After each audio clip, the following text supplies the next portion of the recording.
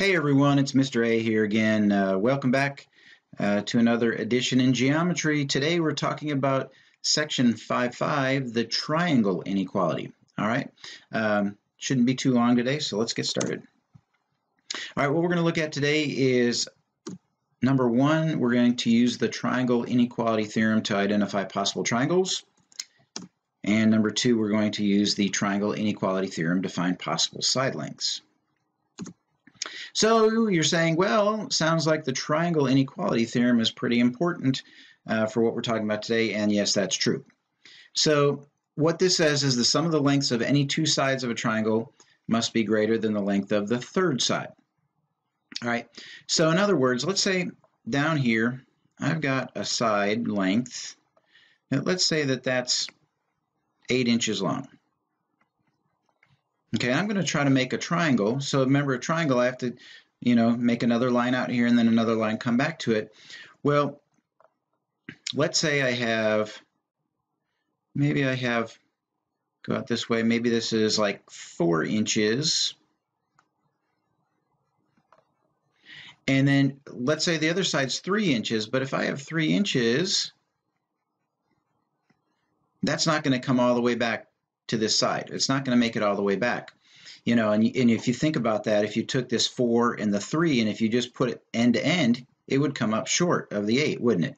If you just flatten that totally out. Let me see here. This would be cool. If I do like yellow, like let's say the 4 inches, I go out to maybe about there. And then yeah, let's make it green. And then 3 inches would come to about here. So if you see between the 4 inches and the 3 inches together, even if they were straight, they wouldn't be long enough to get to the length of this 8 inches. So basically what this boils down to is any two sides, if you add them together, they need to be longer than the third side. If all, there's 3 ways that you can do it. PQ plus QR has to be longer than PR. QR plus PR has to be longer than PQ, and PR plus PQ has to be longer than QR. Okay, so let's take a look at how this would work in an example here. So it says, is it possible to form a triangle with the side lengths of 6.8, 7.2, and 5.1? Okay, so all we have to do to show this or to prove this, we just have to make sure every two added together are bigger than the third one. So we would say here, let's say 6.8 plus 7.2, is that bigger than 5.1? Well, together, what is this? This is 13, total of 14. So we're saying is 14 greater than 5.1? Yes, it is. Okay, what else? We could say, what if we added 6.8 plus 5.1? Will that be greater than 7.2? So we say, well, together, this would be what? 6 and 5 is 11. So 11.9 is 11.9 greater than 7.2? Yes, it is. Okay. And the last two that we could do are what? 7.2 plus 5.1. Will that be greater than 6.8? And so together, this is 7 and 5 is 12. So this would be 12.3. Is 12.3 greater than 6.8? Yes. So in this case, we took each combination of two sides, and they were all longer than that third side. And so they all checked out. And so we'd say, yes, this can be a triangle. That's all we're going to try to do. All right, let's look at another one here. Is it possible to form a triangle with the side lengths of 6, 6, and 14? So I don't know how that happens. So let's check it out here. So I'm going to go 6 and 6 here. Add those together. 6 plus 6, is that greater than 14? You say, oh, well, 6 plus 6 is 12. Is 12 greater than 14? No, it's not. So what that means is once you find one that doesn't work, remember in the last example, every one of them worked, so we tried them all. But in this situation here, hey, we found one that doesn't work. Why even bother going any further? Because these two are not long enough. They're not long enough to be longer than 14. And so in this case, we would say, nope, These cannot be a triangle, and the reason why is this. This is our kind of our explanation right here, that 6 plus 6 is not greater than 14. So that's why it cannot be a triangle. Okay? Not too bad, right? All right, and then the other thing that we're talking about today is trying to find the possible side lengths. So if you're given two lengths, what's the range that your other side could be? How long could it be? How short could it be? And so I don't know how that happens. And so so in this case, it says find the third side if two sides are 3 and 7. So let's just draw ourselves a little example here.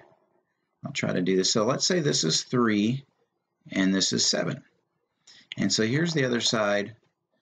It's not the greatest triangle in the world, sorry. But we don't know what this could be. This could be a number of things. And so since we don't know what that side could be right now, we're going to call it x. Okay, so now remember what we just did when what we went through. Each two sides had to be longer, added together had to be longer than the third side. So that's what we're going to do here. So let's start here. Let's go 3 plus 7. We'll say 3 plus 7 has to be longer than x, right? Well, 3 plus 7 is 10. So 10 has to be greater than x. Or if you want to flip that around, you'd have to say what? That x would have to be less than 10. Okay? So that's one of the things. X has to be less than 10.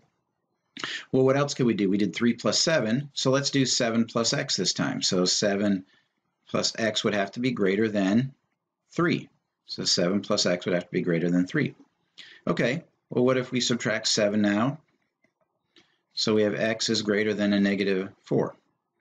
Well, now in this situation, what's going to happen is you're always going to have one combination that's going to end up like this. And you're going to say, well, x is greater than negative 4. Well, everything in a triangle has to be positive, doesn't it? Because we only talk about distances and positive numbers. And so realistically, this doesn't really help us much at all, because all this is saying is, even though it says x is greater than negative 4, really what it means is we can't have any negative numbers anyway, so x is greater than 0. Yeah, that doesn't really help us that much. But let's do the third side, and then we'll put it all together here. So we did 3 plus 7. We did 7 plus x. Now let's do x plus 3. So now we'll do x plus 3 has to be greater than 7 minus 3. So x has to be greater than 4. Okay, and so that's why I say, because we have this x is greater than 4, well, this really doesn't help us at all, but these are the two that help us. So what we know is x has to be greater than 4, but it has to be less than 10. So if it's shorter than 4, it's not going to make a triangle. If it's less, or if it's greater than 10, it's not going to make a triangle. So to find the range of the measure here, and we could kind of combine these together by saying x would have to be less than 10 and greater than 4 is the way we could say this here. So x has to be, basically x has to be between 4 and 10 in order for this to work, okay? But did you see how we did the same thing? Took two sides, made it greater than the third side, then did that in each one of those 3 cases, and we kind of combined these together, okay? All right, so here's kind of a similar thing. It's asking it in a little bit different way, but it's saying find the possible side lengths if xy is 6. Let's mark this in here. If xy is 6, yz is 9, we're trying to find out, of these ones that they've given us, which one of those will not work to make this a triangle, okay? So let's just call that x, even though there's an x in here. This is just a variable x. So we're going to say here what? 6 plus 9 has to be greater than x. So that's what, 15? So 15 has to be greater than x, which again, if you flip it around to read it the other way, x would have to be less than 15. If you do 9 plus x has to be greater than 6, you're going to end up with a negative number. X has to be greater than negative 3. That doesn't really help us. And so then the other one is what? X plus 6 has to be greater than 9. So minus 6. X would be greater than 3. Okay, so here are the two that are important to us. And again, I could write it like this. X has to be less than 15 but greater than 3. So in other words, X has to be in between 3 and 15. Is 4 in between there? 4 is greater than 3. Yeah, 4 is in between there. That's fine. 9 is 9 in between 3 and 15? Yep. What about 12? Yep. What about 16? Oh, 16 is not less than 15. It's greater than. So it's outside of that range. And so the correct answer here is going to be D. And sure enough, it is. Okay? All right, one more example here. A little bit more complicated, but we're going to just do the same thing here. Just ignore that. So same, we're going to go through 3 things, add 2 sides together to be greater than the third side. So I'm going to do x plus 2 plus x plus 3 has to be greater than 3x minus 2. I'll start with that one. So this side plus that side has to be bigger than that side. Okay, so x plus x is 2x, 2 plus 3 is 5. And now I'm going to go this way. Since there's a 3x over here, I'm going to go minus 2x and then plus 2. So we have 7 is greater than x. Or in other words, x is less than 7. Okay, so that's part of what we want there. What else? Second part, let's do this one. X plus 3 plus 3x minus 2 has to be greater than x plus 2. Okay, so this one plus that one has to be bigger than that one. All right, 3x and x is 4x. 3 minus 2 is 1. And so then I can do minus x, minus 1. Looks like this is going to be 3x is greater than 1. And divide by 3. So it looks like we have x is greater than 1/3. Okay. And then finally, I'm going to do this in another color because it's starting to get kind of crazy there. So let's go back to blue.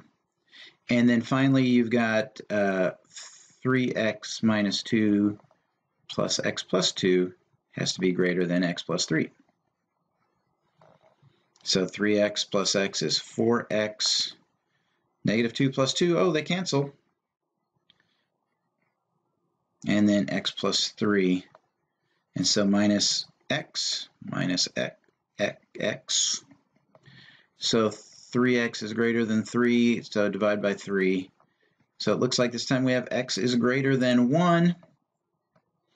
And so if you think about on a number line, greater than 1/3, greater than 1, remember what has to happen is it has to make all of these things true. So if you have a number that's like 2/3, that's greater than 1/3, but it's not greater than 1. It has to make all of these happen. So in this case, what we have to say is this one doesn't really help us at all. These are the two that help us, and so we would have to say x is less than 7, but greater than 1. And so that would be the possible, well, that's the possible values of x, yeah, and that's what we were looking for. So if you wanted to try to figure out side lengths, you could from there, but we're just going to try to find out what are the possible values of x, okay? So that should do it. That was all we need to talk about today, a little bit with the triangle inequality. Appreciate you guys being here. This is Mr. A saying so long.